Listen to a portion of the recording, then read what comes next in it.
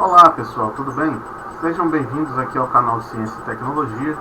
Como um vídeo inaugural, eu venho trazendo um tema que é relacionado à dinâmica dos satélites geoestacionários. Quais forças atuam no satélite para que ele mantenha a órbita? Por que ele não escapa para o espaço ou cai de volta na Terra? Enfim, essas e outras coisas vocês estarão vendo aqui no canal nesse vídeo inaugural. E antes de mais nada, para quem gostar do vídeo, dê o seu like, seu joinha. E quem quiser também se inscrever no canal, fiquem à vontade. Mas se inscrevendo no canal, não esqueçam também de ativar o sininho, que é para poder receber em primeira mão os vídeos novos que forem lançados. Um grande abraço a todos, segue o vídeo e roda a vinheta.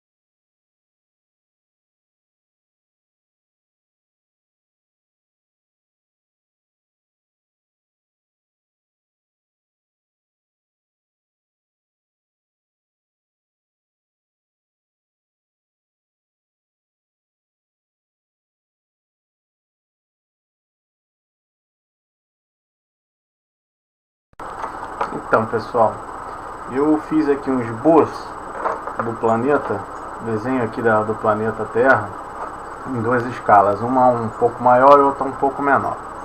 O que a gente tem que ter como preceito inicial?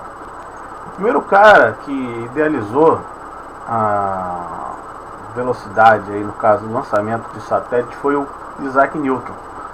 O que ele pensou?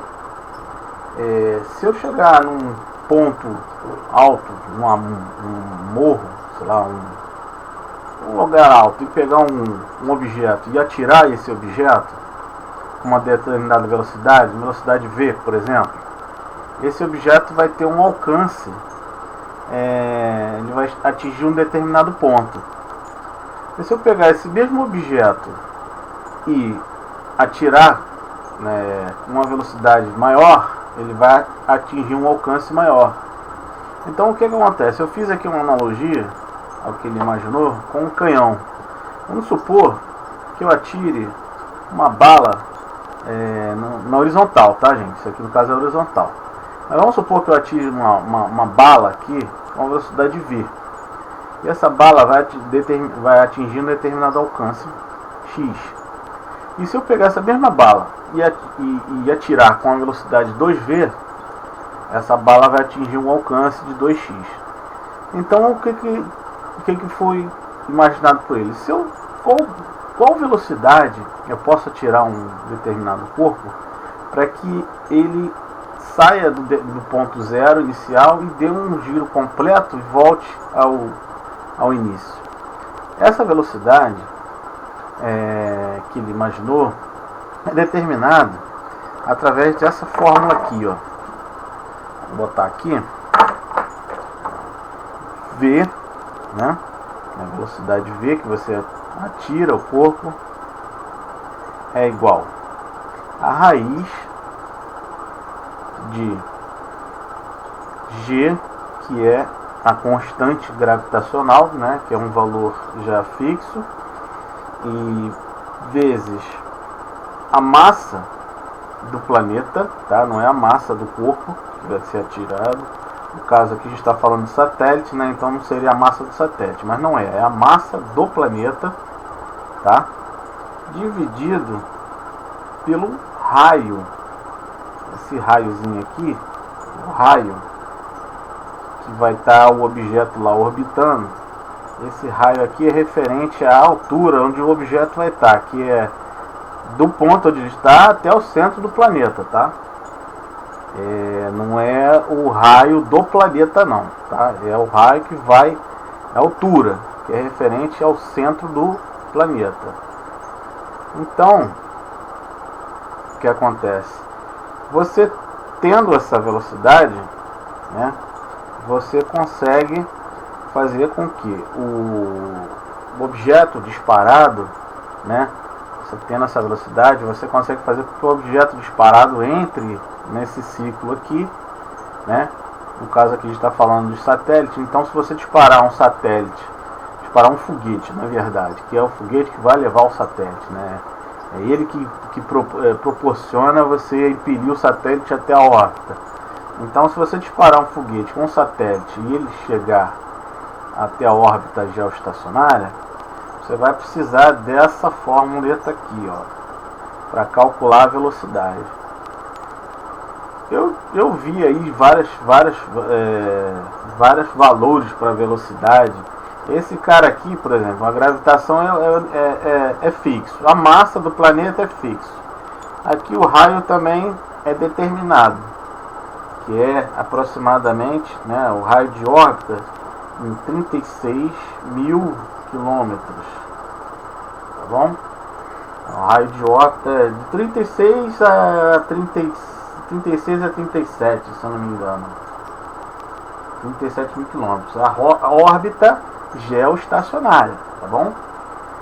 E a massa do planeta, que é 5,39, se eu não me engano, vezes 10 a 24 quilos, se eu não me engano, se eu estiver errado. Enfim, e aí você fazendo isso aqui, essas continhas aqui, você chega à velocidade. A velocidade não chega a ser a velocidade de escape. Veja bem, a velocidade de escape é para um corpo que não é autopropelido. É um corpo que é atirado, estilingado. No caso do foguete, ele é um corpo, né, é um objeto que é autopropelido. Então, a velocidade para escapar a gravidade terrestre de um corpo não propelido. Mas com isso aqui você consegue calcular aí a velocidade para, né, lançar um satélite do espaço, na órbita geoestacionária. Então deixa eu apagar aqui agora, que agora a gente vai passar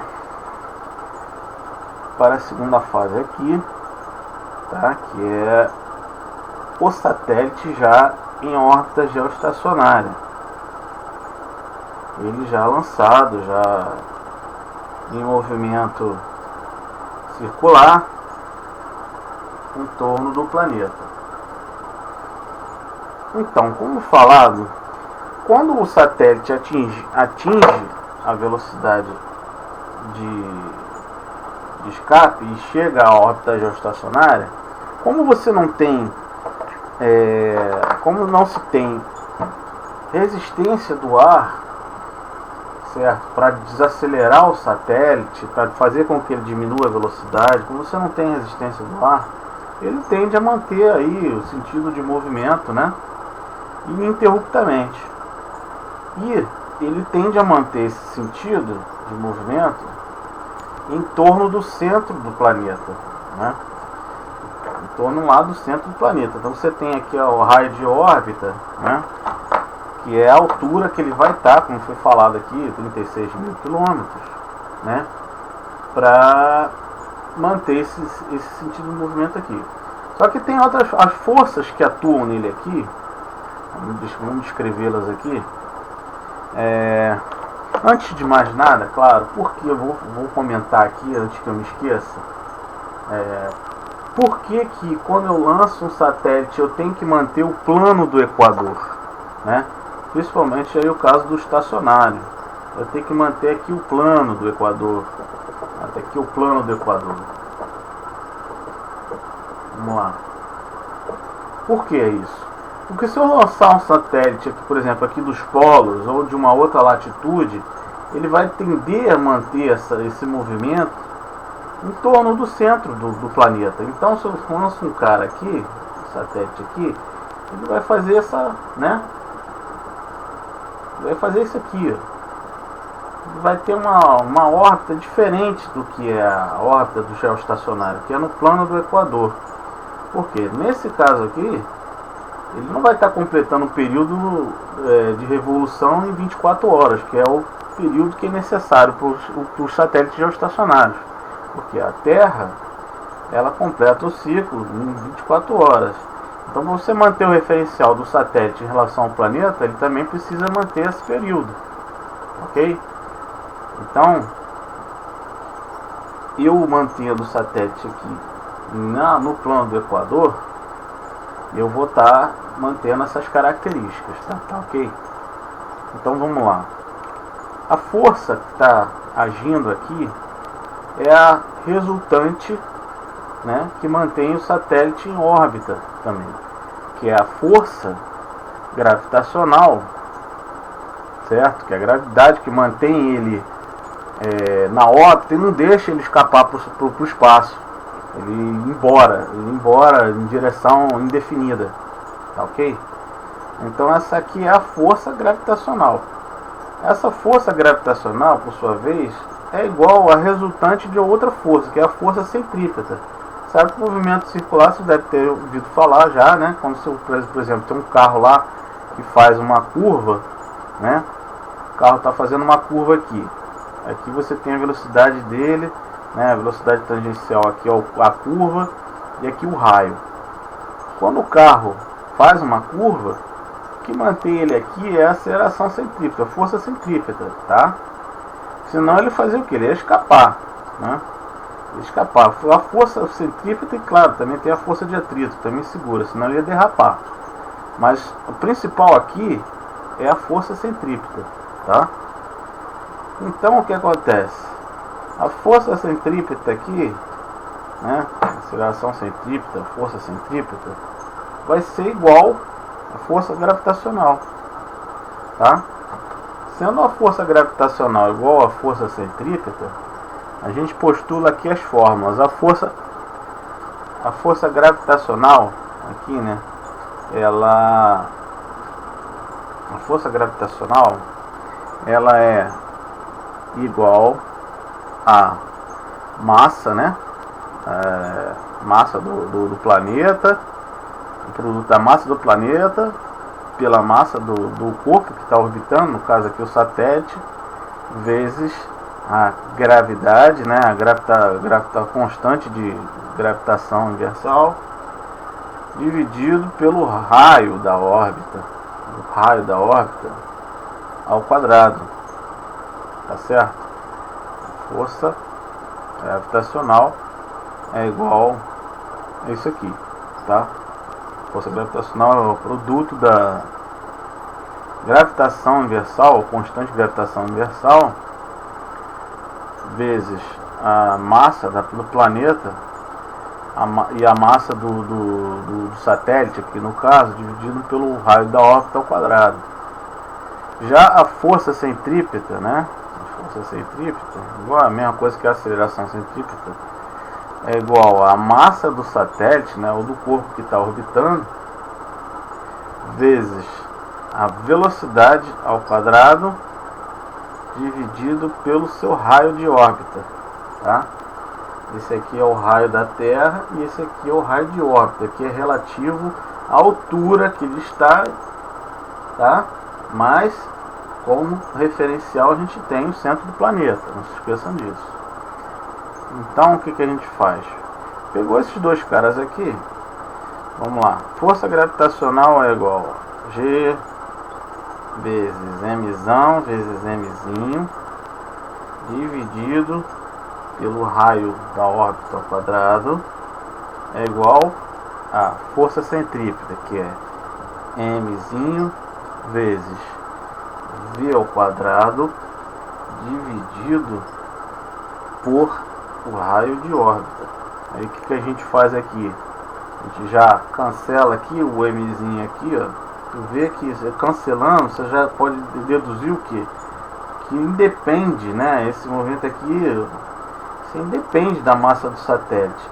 Já a massa do planeta não, porque ele é muito maior do que a massa do satélite. Então ele é considerado É muito considerado no cálculo, tá ok? Então você já corta aqui, cancela aqui esse quadrado com esse R0. Então aí você já vai ter aqui G vezes, deixa eu botar mais pra cá para poder pessoas enxergarem, G vezes Mzão sobre R0 é igual a V ao quadrado, certo? Tá certo? Tá certinho. V ao quadrado, tá ok? Então, chegou nessa fórmula aqui. Aí o que a gente faz? A gente entende que velocidade, não sei se dá para enxergar, vou ter que apagar o outro lado aqui. Deixa eu apagar o outro lado aqui. O quadro é pequeno, gente, né? Tem que se virar aqui com o que dá. Tá? Então, o outro lado a gente bota aqui. Então, V é a mesma coisa também que espaço sobre tempo, certo? É isso? Distância, né? Distância sobre tempo. E a distância que ele percorre aqui, se vocês consultarem lá a geometria, né? Vai ver o que? É um círculo, não é? E qual é a distância que você pegar o círculo e esticar, né? Isso aqui é o círculo é igual a 2π vezes o raio, certo? O raio, no caso aqui, é o raio de órbita, tá? R0. Então você vai pegar e jogar aqui, ó. Isso aqui é igual a distância. Isso aqui é igual a distância. Então você vai ter que velocidade é igual a 2π vezes R0 dividido pelo período. Período, né, de revolução aqui no torno do planeta. Você chegando nisso aqui, aí agora a gente vai ter que apagar outra parte. Vou apagar aqui a outra parte.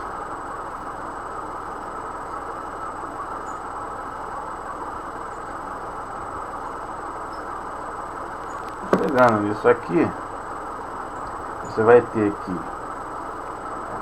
4, né? Isso aqui vai levar ao quadrado, né? Porque a fórmula ali era ao quadrado. Então você vai ter aqui 4π, né, ao quadrado vezes R0 ao quadrado dividido pelo período ao quadrado, tá? Isso aqui vai ser igual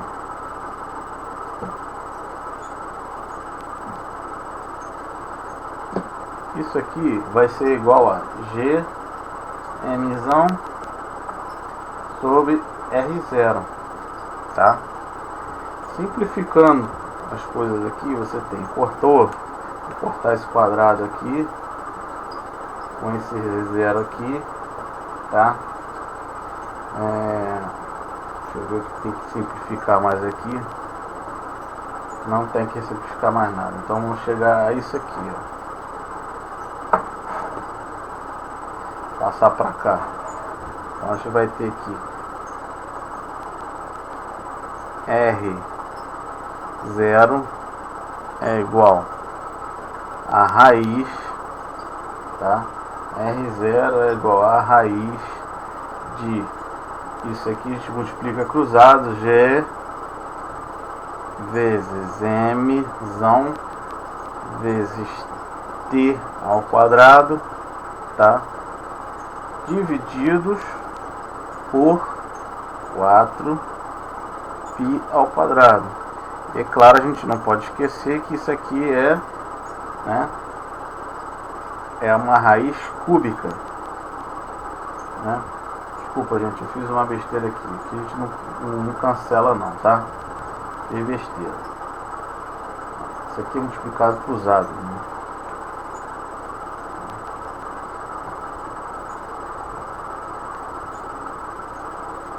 A gente multiplica cruzado, não tem que cancelar nada isso aqui não, desculpa. Vamos lá. Aí você tem R ao quadrado vezes R, R0, né? Você tem a raiz cúbica desse aqui. Sendo que você chega então aqui um valor de R0, né? Chega aqui um valor de R0 de 40 não, desculpa, 42 mil quilômetros, 40 e poucos mil quilômetros, é o raio de órbita, tá ok? Até o centro do planeta, tá? E você pega o raio de órbita menos... Nossa, tá uma bagunça isso aqui, vamos apagar.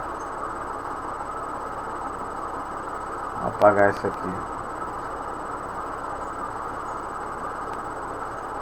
Aí você chega aqui à conclusão que o raio de órbita aqui, que é do centro do planeta até ele, 42 mil quilômetros mais ou menos, tá? Então a distância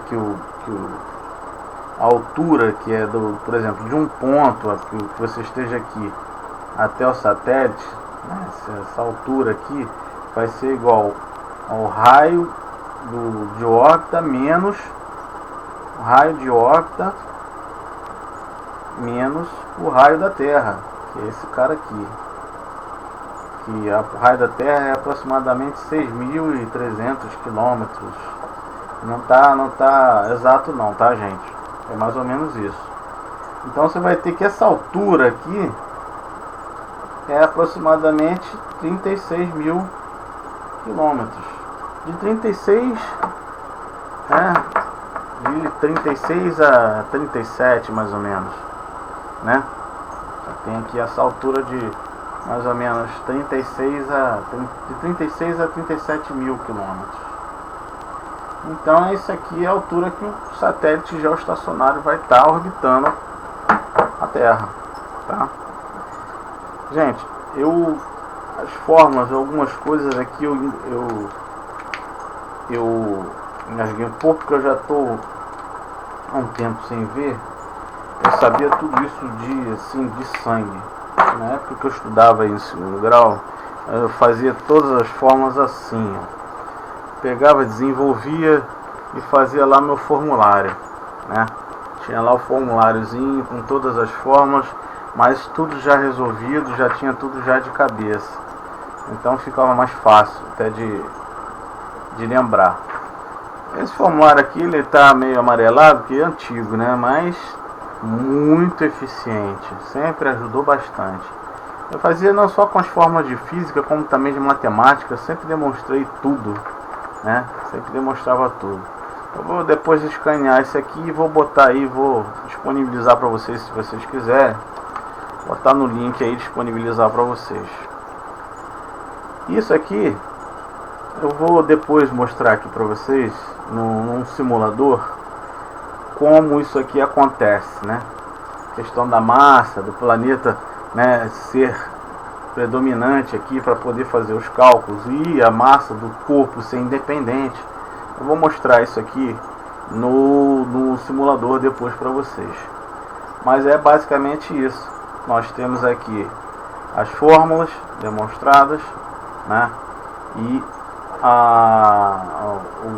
os resultados. Então, o fato do satélite não escapar, né, para o espaço é porque ele tem uma força gravitacional que puxa ele para o centro, mas a aceleração que ele mantém em volta do planeta é tanta que não deixa, né, ele cair na Terra, e também não deixa ele cair para o espaço. Ele não deixa ele cair para o espaço, não deixa ele seguir adiante no espaço. Então ele mantém esse sentido ininterruptamente, porque você não tem resistência do ar, né? Você não tem a resistência do ar, não tem a gravidade terrestre, né? Que no caso aí já está puxando, tem a gravidade universal, né? A gravitação universal aí, que é quando você tem as forças que atuam entre planetas, e corpos, enfim. E no software ali, no simulador, vocês conseguem ver isso. Se eu pegar aqui e aumentar a massa do satélite, ele não vai fazer diferença alguma.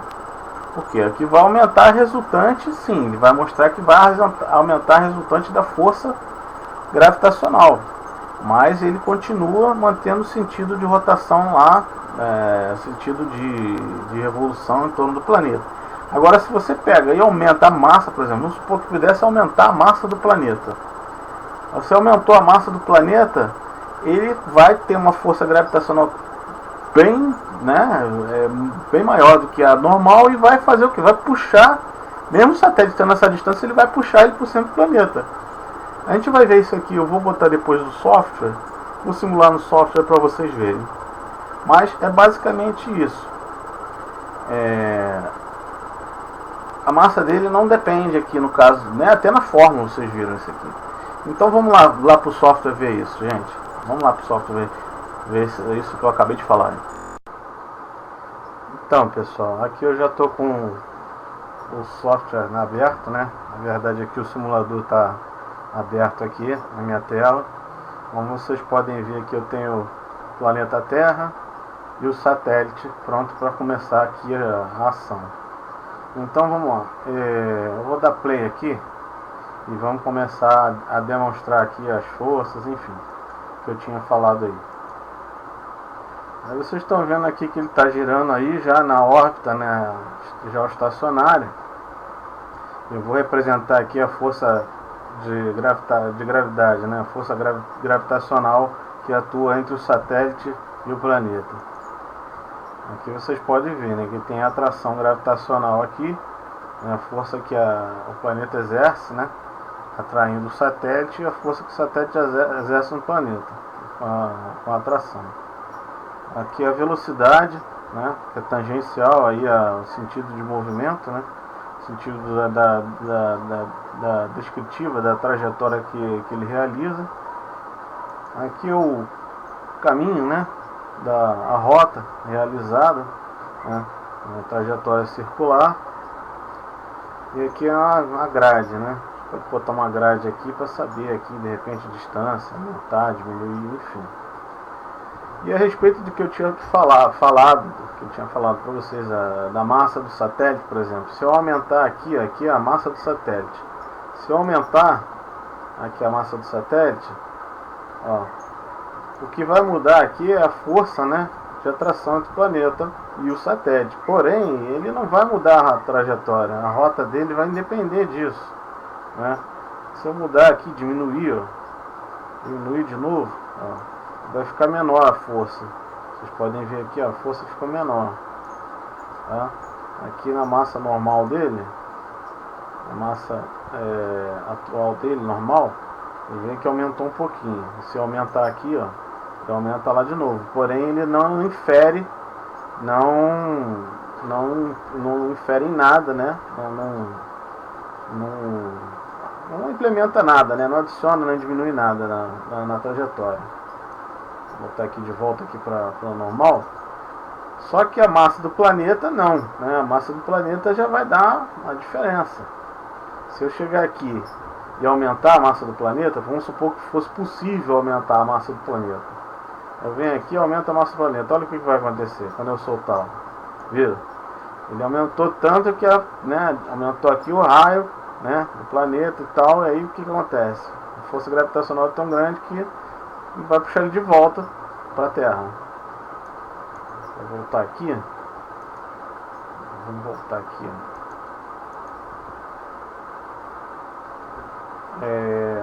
E com relação à gravidade, que é a força que puxa ele aqui, né? Puxa para o centro e mantém a trajetória. Se eu tirar aqui a gravidade, aqui ó, sem gravidade, olha o que acontece. Ele escapa e vai embora. Tá vendo? Vou botar aqui de volta. Com a gravidade, ele mantém.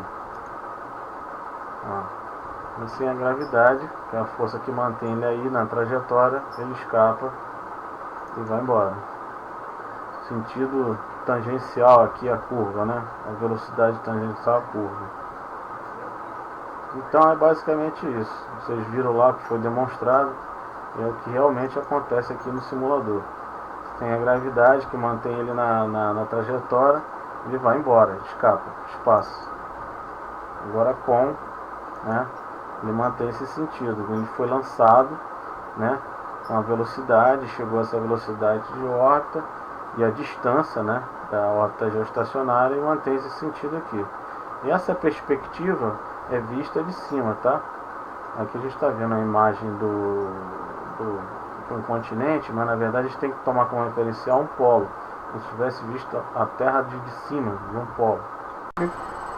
Então, pessoal, como vocês viram aí no simulador, tudo que foi demonstrado lá, né, é exatamente isso que ocorre.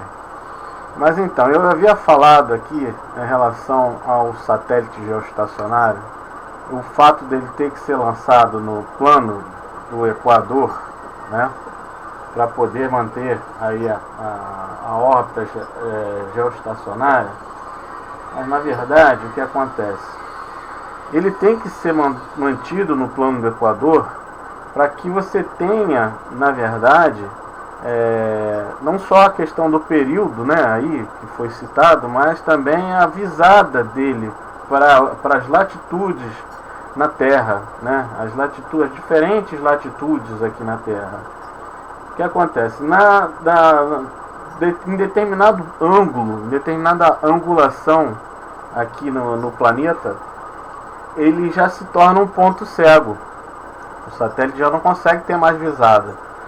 Então, se você lançar ele, por exemplo, conforme foi falado lá, né, anteriormente, daqui, por exemplo, ele vai fazer isso aqui e vai desencontrar, por exemplo, um ponto, um referencial, uma pessoa que esteja aqui, por exemplo, né? Uma pessoa que esteja aqui.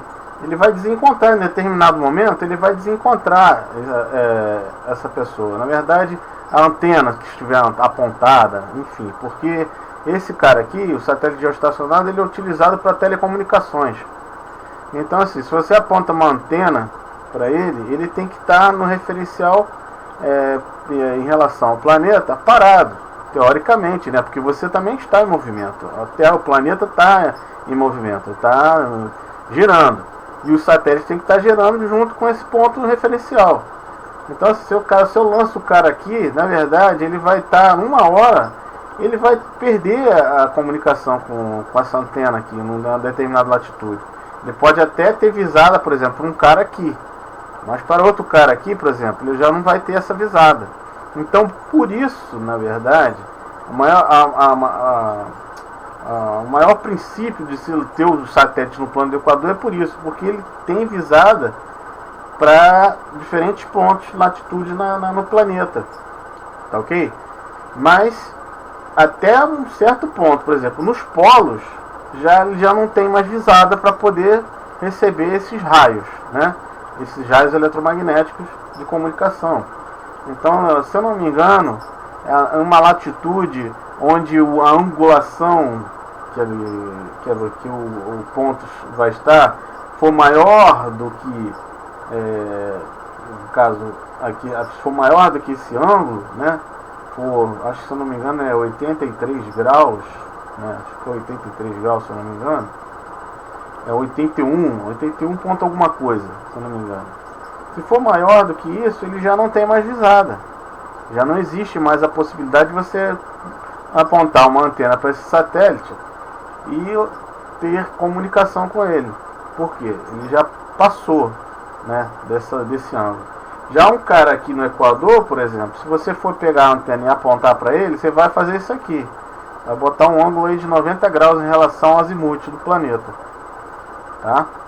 E em uma outra latitude, por exemplo, você vai ter uma elevação menor. Por exemplo, vamos supor que aqui você esteja numa elevação de 30 graus, né, 60 graus. E aqui no Equador você vai ter uma elevação de 90. Então, basicamente é isso. O caso do satélite ter que estar nessa órbita aqui, no plano do Equador, é para isso. Para você poder ter comunicação com ele de várias, né, latitudes, sendo que não chega até o ponto cego, né? Nos polos você chega ao ponto cego, você não consegue enxergar ao satélite. E nisso, quando você lança, como eu falava, quando você lança o cara aqui, ele vai fazer esse movimento aqui porque ele tende a girar em torno do centro do planeta. Então uma hora que o cara estiver trafegando por aqui, por exemplo, se ele estiver trafegando aqui, aí ele consegue comunicar com o cara aqui. Mas já com o cara lá do outro lado ele já não consegue. Já não tem mais isso. Ele vai perder esse referencial. Então é basicamente isso. Por isso que os satélites geoestacionários tem que fazer o seu ciclo de revolução em torno como referencial em torno do Equador. Tá ok? É basicamente isso. Bom pessoal, então nós chegamos aqui ao fim do vídeo de satélites geoestacionários. E no próximo vídeo vai ser abordado o tema de apontamento de antenas, né? Quais são os equipamentos utilizados, como você realiza o apontamento, como você faz aí o azimuth, a elevação, enfim, todos esses tópicos serão abordados aí no próximo vídeo. Então é isso que eu queria passar aí para vocês. Espero que vocês tenham gostado do vídeo. Desculpe aí as minhas escorregadas, porque realmente às vezes a gente erra, né? E é com os erros que a gente aprende. Mas enfim, se vocês gostaram do vídeo, curtam, dê o seu like aí, né? E se quiser também se inscrever no canal, fique à vontade. Um grande abraço a todos, até a próxima. Tchau, tchau.